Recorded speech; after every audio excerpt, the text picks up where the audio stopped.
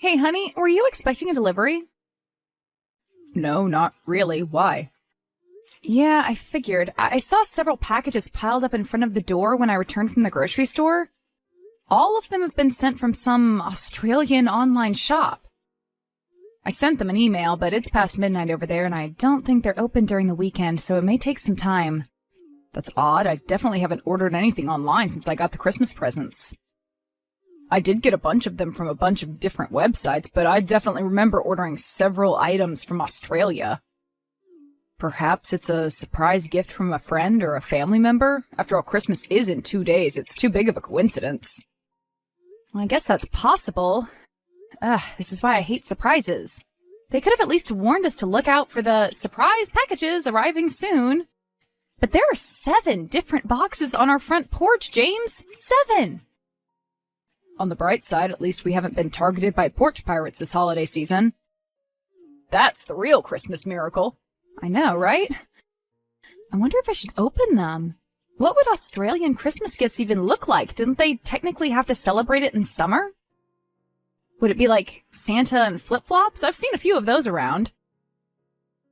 There's only one way to find out. Okay, I'll be brave and open them. Hopefully it's not some cruel prank. Well, I did see a delivery truck on the surveillance footage from this morning, so at least they weren't left there by some random people.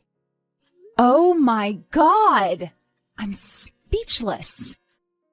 What is it? Did you open them? Yes, but give me a second. I have to open every box to make sure. Bethany, you're scaring me. What was inside the box? A garden gnome. What? They're all garden gnomes, and not just any garden gnomes either. They're obscene garden gnomes. What does that even mean? How could a garden gnome be obscene? They are wildly inappropriate. I should put them back into their boxes before Sandy sees them. What kind of a sick joke is this? They know we have a child in the house. Could you send me a picture before you hide them? I want to see them with my own eyes. Wow, that is hilarious. James! Sorry, honey. I know they're a bit inappropriate, but you have to admit they look pretty funny. Okay, fine, maybe a little. But we can't let anyone see them. What will our neighbors think? That we are a fun, edgy couple. I'm almost certain they'd call child services if they saw our daughter anywhere near these things.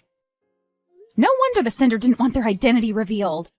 Once I find out who thought this would be funny, I'll have a serious talk with them. Maybe they didn't know we had a toddler in the family. Well, they know our names and our address, but had no idea we had a child? If that's the case, that automatically excludes all our friends and family members. Maybe it was one of your coworkers then? I doubt it. They're all too professional to send gag gifts to their manager's house. Well, then maybe an old friend from school? That might be it. You know, I have another theory, but it's kind of far-fetched. What is it? You said they were purchased on an Australian website, right? What if they were sent by your uncle? He still lives in Melbourne, doesn't he?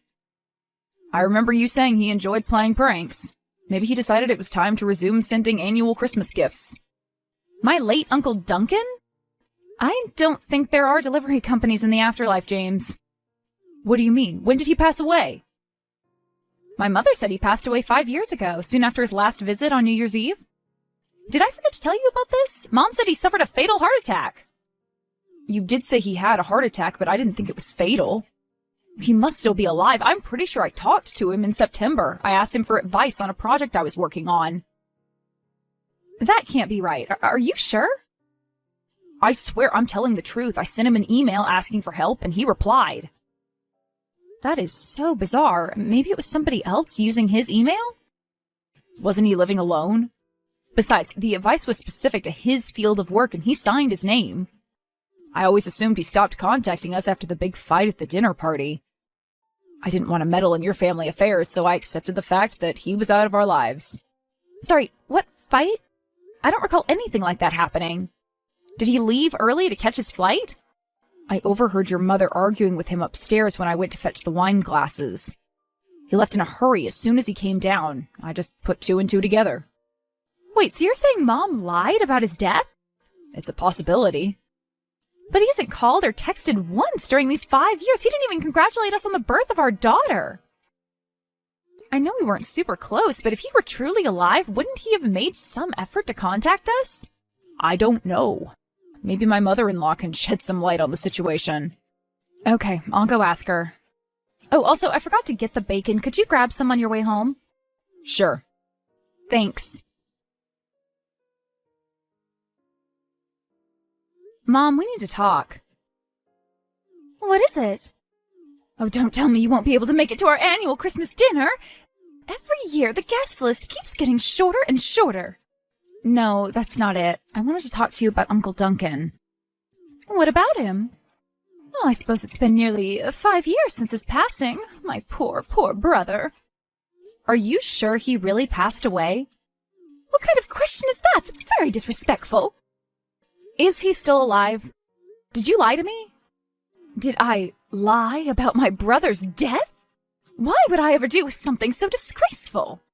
Okay, then maybe you were also lied to. How did you find out about his passing? 5 years ago, I was contacted by local authorities in Australia. They told me he passed away from a heart attack. Really? Because James says he talked to him a few months ago. Oh, no, that's impossible. Maybe he meant he talked to him during some sort of a seance? What? How else would he have spoken with him? It's been 5 years. He would have appeared by now if he were alive. Do you have his death certificate? No, I don't. Do you have any proof at all that he's actually dead? Any records that show that call really did take place? Well, no, but can't you just take my word for it? I'm going to attempt to contact him. No, don't do that. You can't mess with the spirit world, Brittany. You might end up getting cursed. Mom, what are you on about? I'm going to try contacting him using his phone number and email address. If that doesn't work, I'll look him up using his address. I'll get to the bottom of this. I knew this day would come. I can't believe he had the nerve to contact your husband. So he is alive? He may be alive, but he's still dead to this family. What are you talking about? He did something unforgivable. At the New Year's Eve party? Yes. Well, technically speaking, he didn't do it at the party, but that's where he admitted to having done it. How'd you know? James said he overheard you arguing with him. What did he do? He admitted to stealing from our family. He stole your college fund from us. What? How? He donated it to some orphanage. God, I'm fuming just thinking about it. I told him he was dead to us and asked him not to contact us anymore. I can't believe he failed to honor his word. I'm so confused. Please, just forget about him. It's his fault we couldn't afford to send you to a nice college. Who knows, if you'd had a chance to get a good education, maybe you wouldn't be a housewife right now. Mom, we've talked about this a million times. I'm the one who chose to stay home and look after my daughter. It had nothing to do with my job or education. I just want to be a good mother to Sandy. Was I a bad mother to you because I worked 2 jobs to provide for you? Is that what you're saying? No, of course not. I appreciate your sacrifice, but your situation was different. You had to do that because Dad was too sick to work. James has a great job. He can afford to take care of us. What if he gets fired? What if you get divorced? You should always have a backup plan. I do have a backup plan. Really? What might that be? I'll move in with you. That's not funny. I'm being serious. I'll move in with you until I've found a stable job. Would you turn us away? Of course not. Well, that settles it then. I can't believe we're fighting right before Christmas. This is a disaster. It's all Duncan's fault. You could have just told me the truth from the start. And you would have agreed to cut him out of your life? For donating my college fund to poor orphans? I get why you're angry. I do, but I'm still a bit conflicted. I'm sure those orphans needed the money more than I did. And I did end up dropping out of college, so maybe it was for the best. Okay, then think about it this way.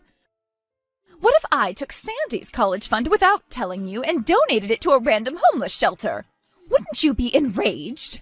I'd be angry, but not angry enough to tell her you'd passed from a heart attack. You're being unreasonable right now. I'm being forgiving. What better time to forgive people than Christmas? Maybe we can reach out to my uncle and try to reconcile.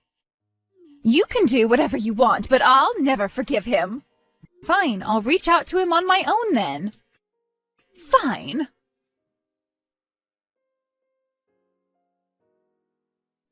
Uncle Duncan, this is Bethany. How are you doing? Oh, hello. I'm doing fine, thank you. Sorry, I know we haven't spoken in years. No, I get it. Oh, I would be angry too. How have you been? I spoke to James briefly about a work matter a few months ago, but I was scared to ask about you for fear that you still hated me for what I'd done. Oh, we've been wonderful. We welcomed a beautiful baby daughter 4 years ago. Her name is Sandy. That's fantastic news. Congratulations. I wish I'd known sooner.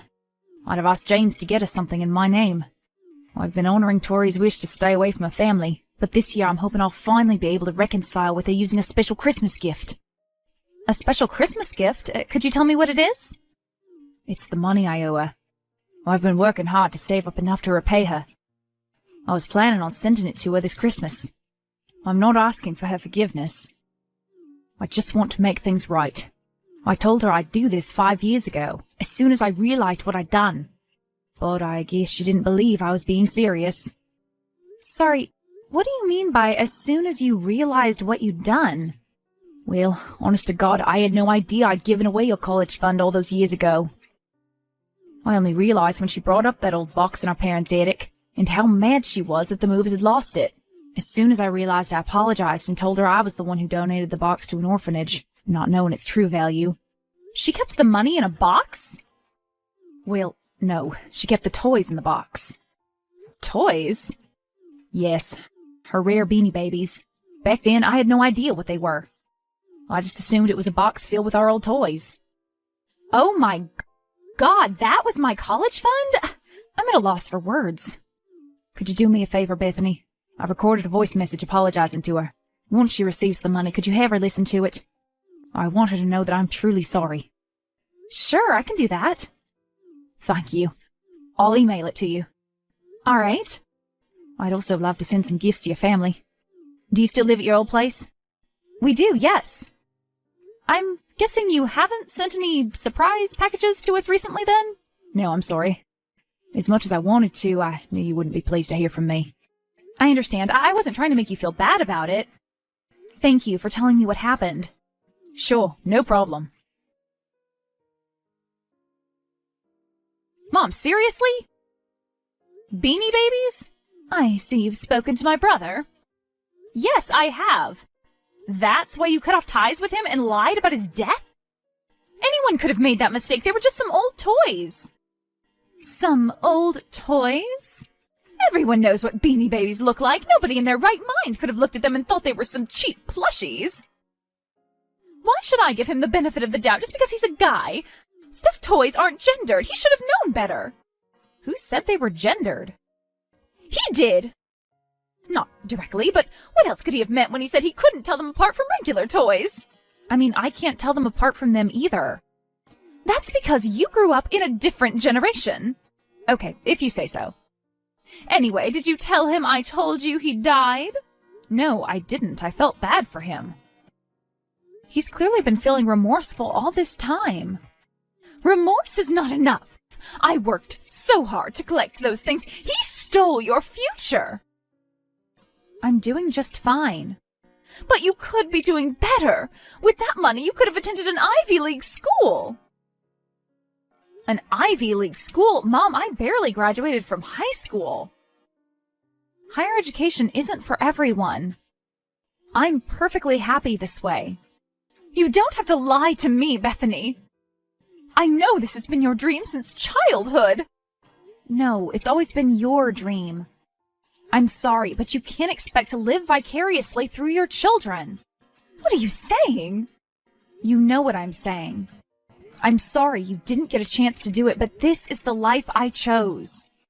I have no regrets. I see. So that's how you feel. Anyway, I'm sure you'll soon see that my uncle has repented. I highly doubt that. You might even invite him over for New Year's. Why would I do that? I'm just saying, never say never. Well, I know for sure that I'll be only inviting you and your family. You are still coming over for Christmas dinner, right? I've been looking forward to seeing my granddaughter. I got her a million gifts. Yes, we'll be there. Thank you. I know we have our disagreements, but we're still family. I care about you more than anything else in this world. I know, we care about you too. And I'm sure Uncle feels the same way. I'm not forcing you to apologize to him or anything. I just feel like you could try a bit harder to see why he did what he did. It's not like he did it on purpose to hurt you. He didn't even throw them away. He donated them to an orphanage. I guess he did call the orphanage and try to retrieve the box as soon as I told him what was inside. It's not his fault they gave the toys away to random kids. I don't know, maybe I was a bit too harsh on him. I'll think about wishing him a Merry Christmas this year. Well, that's something. I'm sure he'll appreciate the gesture. You can call me Sherlock Gnomes because I've cracked this case wide open. Have you? I heard people hated your movie, Detective. Sandy loved it, though. That's the only critic whose opinion matters to me. Aren't you sweet? So, who's our culprit? It's the very critic who loved my movie. Our daughter. How's that possible? I decided to check PayPal just in case, and I managed to find the transaction. I guess she clicked on an ad when she was playing with my phone and accidentally ordered the gnomes. The website may have been founded by Australians, but the shipment came from somewhere in Kentucky. We need to be more careful. How did she even bypass authentication? This is the year we started using 2FA. We really should have done that long ago. Those mobile app ads are no joke. Maybe we should start paying for ad-free versions. We could do that. We could also get some more old-fashioned toys for her. Sorry, I really don't want to think about old toys right now. What's wrong? She likes them, doesn't she? She does, yes, and I think we should totally get some for her. It's something else. I'll tell you the full story when you get home, but I found out the reason my mother and uncle had a falling out. Now I'm intrigued. I don't know if I can wait. Can't you tell me over the phone? Okay, I'll give you a call. All right. My uncle ended up paying my mom the amount he owed. After she got the money and listened to his heartfelt apology, Mom decided to forgive him. She also admitted that she went a bit overboard with the whole faking his death thing and that maybe she should have sold off her stuffed toys long ago and kept the money in her bank account. In the end, they both forgave one another in the spirit of Christmas and family, as they put it. We invited Uncle Duncan to spend New Year's Eve with us. It was a fun party. We bought a few regular toys for Sandy and upped the security of our important online accounts. We wanted to return the garden gnomes, but for whatever reason, my mother found them hilarious and asked us to sell them to her. I'll never understand her fascination with weird collectibles.